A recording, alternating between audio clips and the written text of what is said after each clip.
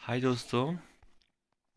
आज हम एक नए प्रश्न पर चर्चा करेंगे कि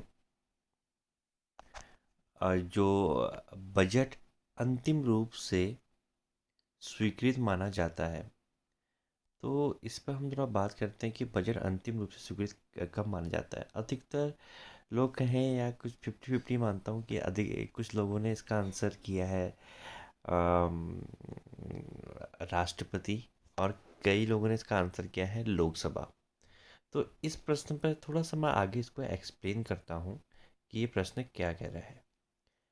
अब देखिए, इस प्रश्न में आप भी पढ़िए। मैं आप लोगों के सम्मुख ये बुक का एक पेज का मैं आप लोगों को दिखा रहा हूँ, जिसमें साफ साफ ये लिखा लिखा गया है कि राज्यसभा 14 दिन के अंदर प्रस्तावित विधेयक पर अपने सुझाव दे सकती है, और अगर वह उक्त समय में कोई जवाब नहीं देती तो संसदीय व्यवस्था के अंतर्गत इसे यथास्थिति में स्वीकृत मान लिया जाता है।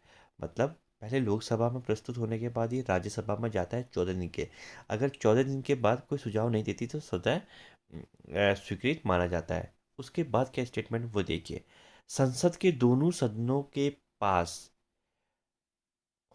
पास होने के बाद बजट को राष्ट्रपति की स्वीकृति के लिए भेजा जाता है, और राष्ट्रपति की स्वीकृति के बाद यह वित्त विधेयक देश में वित्त अधिनियम के रूप में लागू होता है।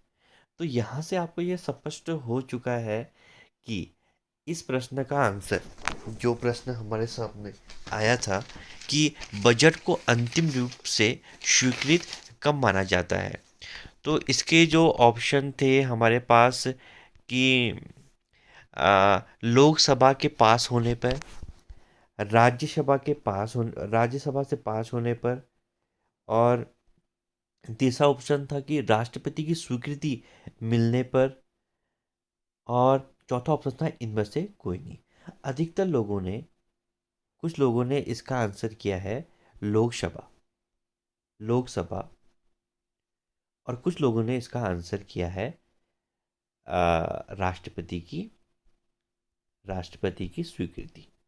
तो आपको मैंने बुक का साफ साफ लिखा हुआ दिखा दिया है कि जो राष्ट्रपति अंतिम, लोकसभा के बाद राज्यसभा, राज्यसभा में अगर 14 दिन के बाद अगर कुछ इसमें विचार नहीं दिया जाता तो इसे स्वतः ही स्वीकृत माना जाता है, और उसके बाद ये राष्ट्रपति के पास जाता है, राष्ट्रपति इसको स्वीकृत करता है, और उसके बाद ये अधिनियम बनता है। तो आप लोग अब देखें कि आपने क्या आंसर किया है, और आयोग इसका आंसर राष्ट्रपति ही देगा, क्योंकि बुक में साफ साफ लिखा हुआ है। Thank you. आप इस चैनल को लाइक करें, सब्सक्राइब करें। सब्सक्राइब करने का मतलब ये है कि हर दिन आपको कुछ ना कुछ मैं अपडेट देता रहता हूँ, लेकिन आप लोग कुछ ज़्यादा मेरे सब्सक्राइब हो नहीं पा रहे हैं। आप प्लीज़ आप सब्सक्राइब करें। मुझे भी अच्छा लगता है कि आप लोग मेरी वीडियो देखते हैं। मैं काफ़ी मेहनत करता हूँ, और आप लोगों के सम्मुख प्रश्नों का स्पष्टीकरण देता हूँ। Thank you so much for watching.